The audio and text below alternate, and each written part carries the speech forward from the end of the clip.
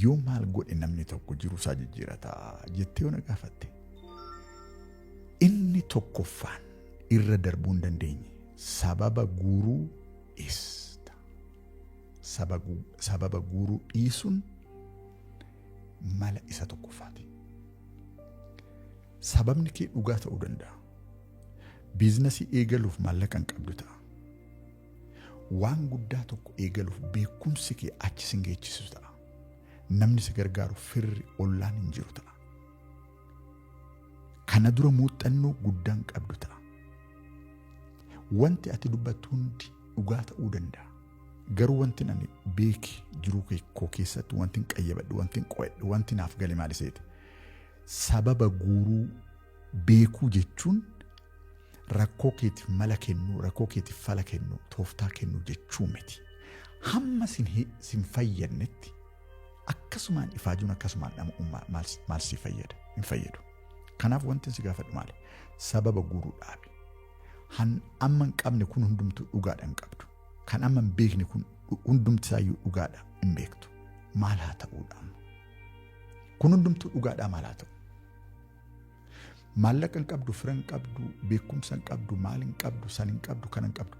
Maal haa ta'u ree jenneeti kan gaafannu har'a. Maal haa ta'u? Kana natti himtee booda duubatti hirkattee teechee kaayyoo keef mul'ata kee dhiisuudha moo kan barbaaddu? Kana hundumaa keessa dabartee wanta barbaadde san lafa buustee namoota si hordofan quxusuuwwan kee xixiqqaawwan keetti karaa agarsiistee uummata gara dhufutti dabarsuudha kan barbaaddu. Firoota keetti karaa agarsiisuudha moo kan barbaaddu? Wanti ati lafa buusuuf kaate sun akka hojjetamuu hin dandeenye, akka milkaa'uu hin dandeenye itti himtee hundumti isaanii yaalirraa akka of boqachisan ta'uudha kan barbaaddu. Si harka jira kun lachuu. Namni tokko maal jedha seetan? Jim Rohn jedhama. Wanti inni jedhu sun beektaa dhiiga kee keessa galee si qirqirsa. Akkas jedha. Namni waa addunyaa kanarratti godhu yoo barbaade karaan itti godhu tokko ni jira jedha. Yoon barbaanne garuu jedha wanta ittiin hin barbaanne san namoota biraatiif mirkaneessuuf namoota biraa beeksisuuf sababa guuruu danda'a. Yookiin sababa yookiin gochuu kana lamaan keessaa tokko qofa namni kan filatu hundarra jiraatu. Sababa gooteennaan ana amansiisuu dandeecha garuu siif fala siif hin ta'u. Siif qoricha siif hin ta'u. Kanaaf har'arraa kaasitii al tokkee sababa guuruu dhaabitii kaayyoo kee irratti ija kee qabadhu. Wanta gochuuf kaate sanirraa ija kee hin kaasin. Namoonni hedduu isaanii kan marsaa kee jiran kaayyoo isaanii lafa hin buufanne ta'a.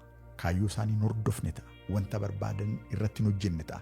Isaan akkuma jirutti dhiisiti kaayyoo kee irratti hojjechuu barbaadde karaan ati bakka san ga'uu dandeechu kaayyoo kee irratti hundaa'uu fi kaayyoo kee irratti hubannaa kee kaa'u qofaani.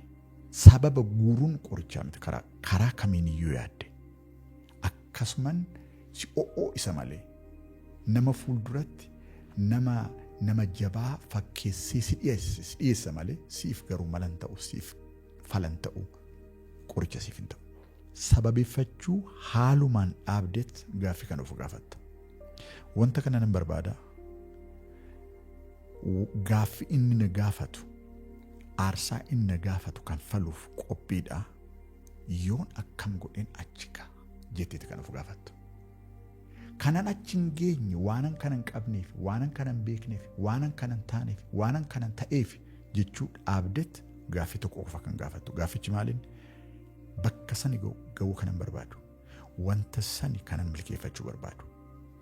Mul'ata koo isa sani kanan foonitti uffisuu barbaadu. Yoon akkam godheen achi gaa.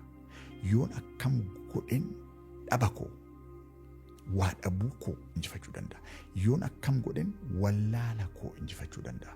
Yoon akkam godheen qophummaa koo nama na gargaaru tokko dhabuu koorra akkam yoon godheen irra darbee injifachuu danda'a. Maal hon godheen achi gaa. Gaaffii kana qofa kana ta'uuf gaafattu. Har'arraa kaatee hamma achi geechutti wanti ati of gaafattu.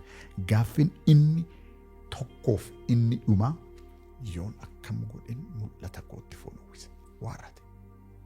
kana qofa kan gaafattu. Yoo kana gaafachuu itti fufte gaaf tokko yeroo takkaan shakkine sammuu kee keessa dhufa yaadni tokko. Yookaan nam tokkoon harka wal qabatteet waa sitti manamni sun. Yookiin intarneetirraa waa baratta. Yookiin namni tokko yoo waa godhu agarta. Karaa kamiiniyyuu yaa ta'u garuu yoo gaaffii dhugaa gaafatte akkamittan mul'ata kootti foon uffisa. Akkamittan of jijjiira jettee gaafachuu irratti cimte karaa tokkoon deebisii dhufa. Silaazi kanaafuu maal jechaadha? Wanti dursitee waadaa ofii galtu har'arraa kaastee wanti ati hin goone wanni tokkichi maali yoo jette hin sababeeffattu hin dhaabdu har'arraa kaastee. Tole amma dhuguma namtichi fuulduratti viidiyoo keenyaa gaditti otoo karaa natti agarsiistee karaan akkamitti of jijjiiruu akka danda'u otoo karuma san natti agarsiistee ofan jijjiira ture maalinni karaan isaa jettee na gaafatte sun yoo dhuguma ta'e gaaffiin kee sun kana fudhadhu. Har'arraa kaastee qofa otoo hin ta'in sa'aatii kanarra amma viidiyoo kana daawwachaa jirta miti daawwii viidiyoo kana boodarraa kaastee sababa guruu haalumaan dhiistaa jechaadha. Kana goote taanaan jiruun kee haalumaan jijjiiramu eegala. Yooma san kiisiin kee maallaqaan hin guutamu. Yooma san marsaan kee qabeenya hin ta'u. Garuu har'arraa kaastee keessi kee jijjiiramu eegala. Akkaataan itti namoota laaltu, akkaataan itti carraa laaltu, akkaataan itti of laaltu, akkaataan itti maallaqa laaltu hundi jijjiiramu eegala. Maaliif gaaffii of gaafachuu hin malle san haalumaan dhiistetta. Gaaffiin ati gaafachaa jirtu maaliidhaafan kaayyoo koo fiixa baafachuu hin dandeenye ittiin miti kan gaafattu. Akkam yoo godhen, akkam yoon godhen, maal yoon godhen kaayyoo koo fiixan baafachuu danda'a. Kana qofa kan gaafattu. Hammuma gaafatte yeroo saniif deebinsii barbaachisu sun fuuldura kee dhufaatii deemaa jira jechuudha. Kun tiraansfoormeeshinii guddaadha. Tokko kana. Amma kana gaafatte warraatti. Kana murteessite warraatti. Maal jettee murteessite har'arraa kaasee hin sababeeffadhu. Akkamittan sababa koo irra darbee sababa koo injifadhee bakka barbaadu gahuun gaafadha malee har'arraa kaasee sababa takkaan guuru jettee waadaa ofii galte yoo eegalte isatti aansee rakkoon si mudatu tokko jira. Qulqullina kaayyooti kan si rakkoon isatti aanee si mudatu. Eessa kan deemuu barbaaddu? Maalidha kan milkeessuu barbaaddu? Namoonni tokko akkas jedhu. Ani boshannaa fi biizinasii eegaluun barbaade. Biizinasii maali? Maalinni biizinasichi? Eenyu tajaajiluudha kan barbaadde? Maal fakkaata? Fedhiin namoota ati tajaajiluu barbaaddu sanii maali inni? Biizinasichi uumtee jennu. Biizinasicha keessatti oomishni oomishamu yookiin immoo tajaajilli kennamu sun maal fakkaata? Kan kana dura kennamurraa maalidhaan adda ba'a? Akkamiin maamiltoonni kee gara kee dhufu? Akkamiin warroonni dhufan sun si bira turu? Akkam gootee riteen isaan gochuu barbaadde? Wanta oomishuu barbaadde san qofaa keetti oomishuu barbaadde moo hariiroo namoota walii biraa yookaan hariiroo dhaabbilee gargaraa biraa walitti dhuftee hojjechuudha kan barbaaddu? Biizinasiin kee sun akkamitti kan adeemsifamu? Akkamitti kan tiimii uumuu dandeechu? Akkamitti kan faayinaansii kee bulchitu? Maal fakkaata biizinasiin sun? Lafa buusiti piiksilii natti agarsiisu toosii jedhee natti agarsiisuu dandeecha? Irra jiriin namoota na muudatanii hamma ammaatti maal jedhan seetan? Ani obbo Ashannaa fi hojii koon jaaladhu. Waanuma dirqama natti ta'een waajjira koo dhaqee achoolee dhufa malee jaaladheeti miti kanan hojjedhu. Achii bahee biizinasii koo mataa kootii uumuu barbaada. Faarumatti gaariidha. Biizinasiin ati uumtu sun maali? Rakkoo eenyuufaa hiikuu fi biizinasiin sun tan dhaabatu? Biizinasiin akkasuma wanta maallaqa si burqisiisu jechuun miti beektaa biizinasii jechuun. Biizinasii jechuun rakkoota namaa qabatamaa waan hiiku haala itti fufaa ta'een kan uumu siistamii kana uumu jechuudha biizinasii jechuun. Namoonni achi jiru rakkoo qabu. Ati immoo tooftaa qabdaa, mala qabdaa, fala qabdaa san lafa buustee akkamittiin rakkoo namoota san hiikuu akka dandeechu siistamatti galchitee haala itti fufaa ta'een akkamitti rakkoo namoota biraa hiikuu dandeechu kan walitti qabatu biizinasii jechuun. Garuu yoo rakkoo namootaa dursite isatti aansee maallaqni dhufaa jechaadha. Rakkoo namootaa ni hiiktaa, namoonni immoo rakkoo kee hiikuu jechaadha. Ati rakkoo namoota biraa hiiktaa, namoonni biraa immoo maallaqa ittiin rakkoo kee hiikattu sii kennanii jechaadha. Maallaqa miti kan dursee dhufu, rakkoo namoota biraa hiikuudha kan dursee dhufu. Sangoote taanaan maallaqni gara kee dhangala'uu eegaluunsaa difooltidha, dirqama uumamaati kun. Garuu namoonni biizinasiin uumachuu barbaadaa jedhan sun eenyudha kan tajaajiluu barbaadan, maalidha rakkoon isaanii hiikuu barbaadan, siistamiin isaanii akkamitti walitti dhufaa, kana lafa buustanii tolaaltaniitu jettanii yoo gaafattan lafa hin buufanne.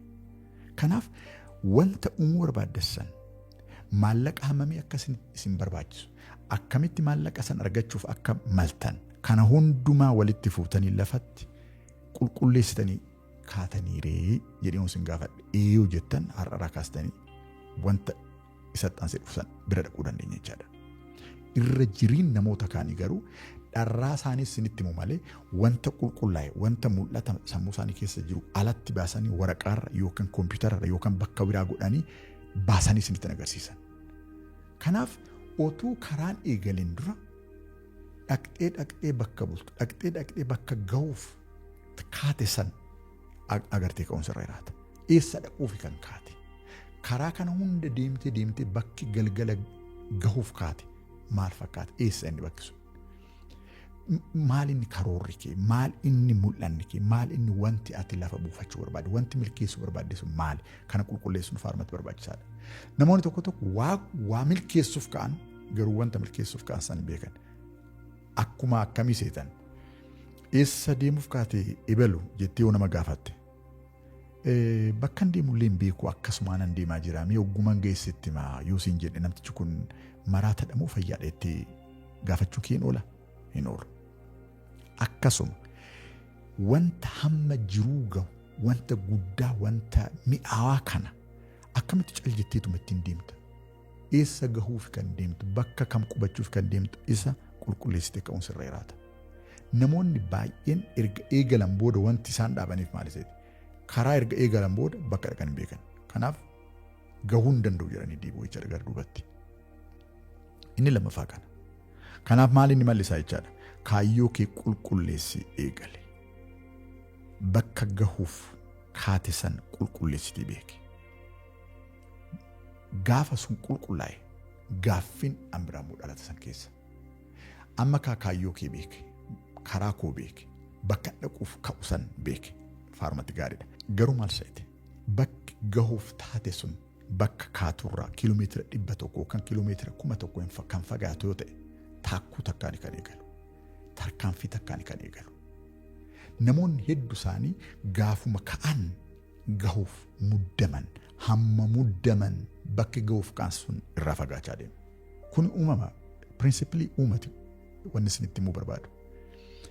Muddamaan namoonni eegalan akkuma muddamaniin waggoota baay'ee lakkoofsisan malee bakka barbaadan san dafanii gahuuf muddamuun barbaachisaa miti. Yoo daftee gahuu barbaadde tasgabbaa'itii ka'i. Tarkaanfiin takkaan fudhattu sun walitti ida'amtee akka kiiloomeetira 1000 uffistu beekuun sirra jiraata. Garuu gaafuma taakkuu takka yookaan gaafuma tarkaanfii tokko fudhattu akkamitti tarkaanfiin takkittiin kiiloomeetira 1000tti daddabalamuu dandeechi jettee achuma dhaabbattee yaadde. Achuma oolta, achuma bulta malee bakka barbaachisan gahuu hin dandeechu. Kanaaf maal gochuun sirra jiraata seeti? Bakka geechuu san sammuu kee keessatti uume.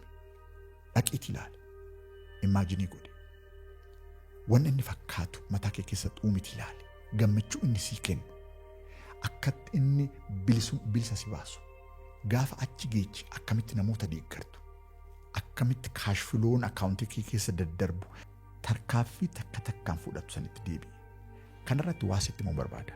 Namni uumama isaatiin wanta amma godhu, wanta amma filatu, wanta amma murteeffatu irratti malee kan to'annaa qabu, wanti sun bu'aa buusu irratti to'annaa takkaan qabu. Jechuun maal jechuuseeti? Wanta amma gootu irratti to'annaa dhibbeentaa 1,000 qabda. Gochuu dandeecha. Amma yoon barbaade asii ka'ee bakka barbaade deemuu nan danda'a. yoon barbaade immoo asuma taa'ee kaameeraa kana fuulduratti dubbachaa koo itti fufuu nan danda'a. Kun hundumti isaa filannoo koo keessa kan jiru.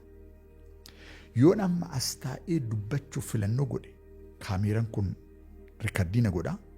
Wantan amma asitti kophaa koo keessatti kophaa koo haasa'u kana si biraan geessisuu nan danda'a. Yoon kaameeraa fuuldura hin taa'u jedhee too murteesse immoo bakka biraa dhaqee fakkeenyaaf kaaffee wayii taa'ee shaayii dhuguu nan danda'a. Kun lachuu wanta amma murteessuu danda'u keessaa kan ba'udha. Waa murteesse jennaan garuu kinoo akkuma nama sitti mukan kaameeraa fuuldura taa'ee awutlaayinii koo baafadhee wantan sitti haasa'uu barbaadu sanirratti qophaa'ee kaameeraa fuuldura taa'ee nanaasaa jedhee gaafa murteesse haasa'inyi koo kun akkuma nama si beekuu san akka si bira ga'u murteesse jechaadha. As taa'uu koo murteessuun koo jiruu kee impaaktii gochuu murteessuudha jechaadha. Jiruu kee keessa galee waa gochuuf as taa'ee wantan gochuu danda'u san irratti murteeffachuu na barbaachisa jechaadha. Kanaaf kana waliigalteensa. Namni wanta amma godhu, wanta amma filatu, wanta amma murteeffatu san irratti to'annaa 100% qaba.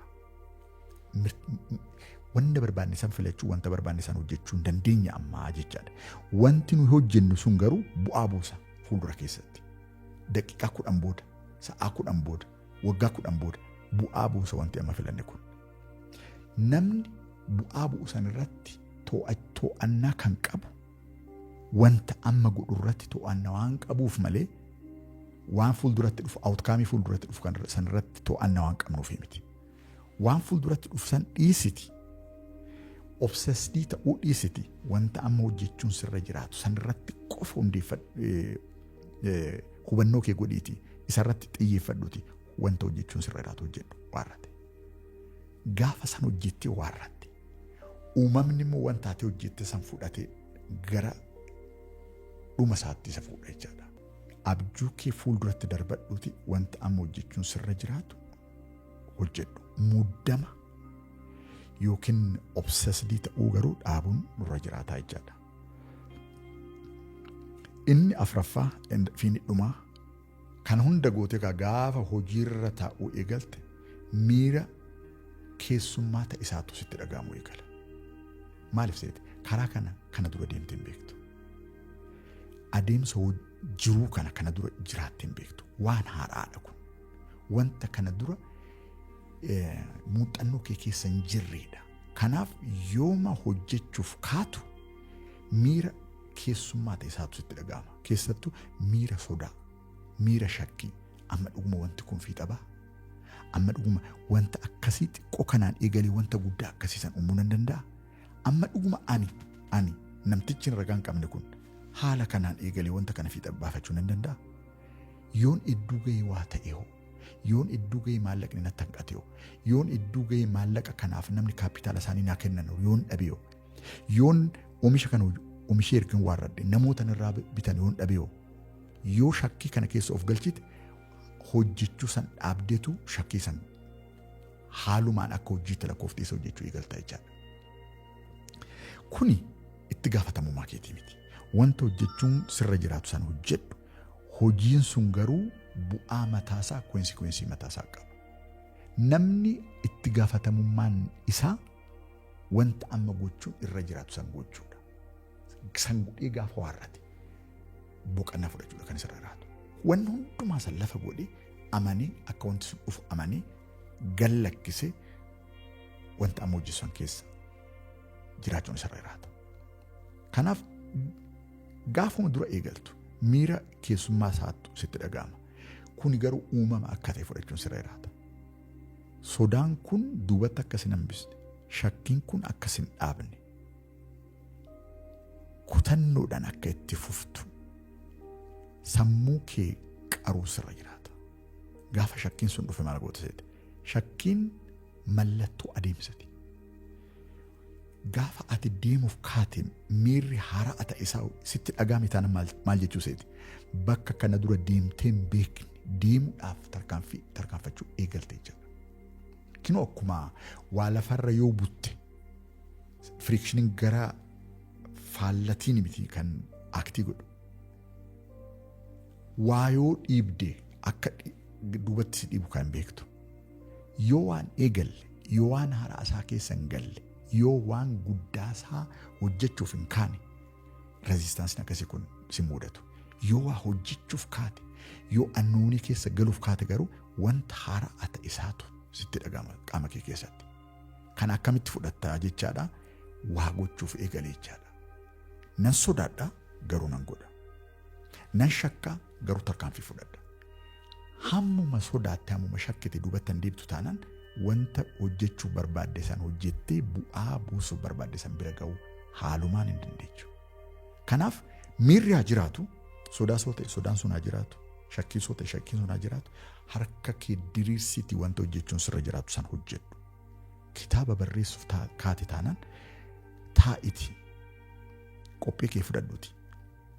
Waraqaaf qophii wal tuksisitii wanta harki kee isa durseesiif barreessu san barreessi. Kunumti qofa injifannoo guddaadha. Outlaayinii baasuuf yaadi. Wanta mataa kee keessa si dhufe waraqaarra buusi. Kunumti mataa isaati. Sirrii haa ta'u, sirrii haa ta'uu dhabu, pirisaayizii haa ta'u, haa ta'uu dhabu. Caljedhiitii wanta amma gochuu dandeechuu, wanta dandeettii kee keessa jiru san lafa buusi. Lafa buusteennaan harkaan waa tuqxeennaan tarkaanfii dhibba gara fuulduraatti deemte jechaadha. Wanti si dinqisiisu inni guddaan ammoo hammuma miira kee san keessa dabartee waa goote miirri sun haphachaa deema. Miirri sun humna dhabaa deema. Ati immoo humna godhachaa deemta. Edaa miirri sun miira sobaati. Bakka annuunii ta'e namni dhaquuf gaafa ka'u, bakka kana dura dhaqnee hin beekne dhaquuf gaafa kaanu, miirri akkasii nutti dhagaamuunsaa uumama malee waan keessummaa ta'e miti jechaadha jedhuudhaaf. Kanaaf hammuma karaa deemne wanta hin beekne hammuma diskabarii goone, wanta hin beekne hammuma baranne, wanta hin qabne hammuma horanne, sodaan sun yookiin immoo miirri karaa keessaa nutti dhagaamu sun akkuma duumessaa san karaa nuuf galakkisaa deema. Kanaaf miirri sittaa dhagaamu, wanti dhagaame sittaa dhagaamu, yoo sodaattes sodaadhu, yoo shakkites shakki, garuu harka kee diriirsitii wanta hojjechuun sirra jiraate san hojjedhu, miila kee diriirsitii tarkaanfii fudhachuun sirra jiraate san fudhadhu, wanta yaaduun sirra jiraate yaadi achuma taa'e achuma irra ture. Kana goote taanaan gaaf galgalaa walitti deebinee gaafa kanarratti haasofne. Sodaadheen ture beekta wanta kanan waanan milkeeffadhu natti fakkaanne, wanta kana waanan hojjedhu natti fakkaanne, kinoo hojjedheetiin milkii buuseettee akkanatti himtu shakkii takka iyyuu hin qabu. Egaa sagantaan har'a isiniif fudhadhee dhufee kanumarratti awwaarradha. Siif yaadachiisuuf takkaaffin tokkoffaan inni fudhachuun sirra jiraatu tasuma yeroodhuma tokkoof dogoggortee akkan sababeessu tokkumaan tokkoon dhaabi. Inni tokkoffaan kana. Lammaffaa kaayyoo kee qulqulleeffadhu. Sadaffaa muddamuu dhaabi. Adeemsi ati ittiin adeemtu kun hamma sirrii ta'etti bakka ati barbaadde san si qabatee dhaquunsaa waan hin oolleef asuma teechee otoo tarkaanfii takka ittiin fudhatin akkamittan achi gaalaata jettee of dhiphisuu, yaada keessa of galchuu, akkasumaan of rakkisuu dhaabitii wanta gochuun sirra jiraatu qofa godhi. Muddama keessa garuuf baasi. Muddamta taanaan kan waan waggaa tokko keessatti dhumu waggaa 10tti dheeressitee jira. Muddamni yeroo dheeressa malee yeroo gabaabsu. Kanaaf muddama dhaabitii tasgabbaa'itii wanta gochuun sirra jiraatu san lafa taa'itii godhi. Sadaffaan kana. Afraffaan miirri sitti dhagaamuu ni jiraata. Waan haaraa waan ta'eef, wanta kana dura gootee hin beekne waan ta'eef, namticha kana dura taatee hin beekne waan ta'eef, karaa kana dura deemtee hin beekne waan ta'eef wanti eegaltu kun wanti sitti dhagaamu sittaa dhagaamu tarkaanfii garuu fudhadhu. Wanti sitti dhagaamu sittaa dhagaamu wanta gochuun sirra jiraatu san garuu godhi. Harki kee diriiree, miilli kee diriiree, qaamni kee gara waan gochuu barbaaddisaniitti yoo deeme malee bakka barbaaddisan ga'uu hin dandeechu. Kanaaf sodaadhu garuu adeemsa keettuma fufi. Sodaadhu wanta harki kee hojjechuun qabaatu san, wanta harki kee hojjechuun malu san ammuma kana hojjedhu. Sodaadhuma san keessa darbiitii wanta gootu san godhi. Gaafa san gootee ilaalte sodaan kee sirraa ka'a. Akkuma qaamni kee sitti salphata. Kana gochuuf har'arraa kaastee miirri sitti dhagamu sittaa dhagamu hojii keessanirraa ija kee kaasuu dhabu wanta gochuu barbaadde sanirraa xiyyeeffannoo kee kaasuu dhabuu irratti hojjechuun sirra jiraata jechuudha. Gaafa waan kana afran goote jiruun kee haalumaan akka jijjiiramu wanta amma jijjiiruuf kaatee siif ta'uu didisan akka tasgabbiidha fi haalaaf haarumatti gaarii ta'een akka hojjettee fi xabaafachuu dandeechu siif ibsuun barbaada. Kanarraa asumarratti warraan ashannaa fi taayyintoon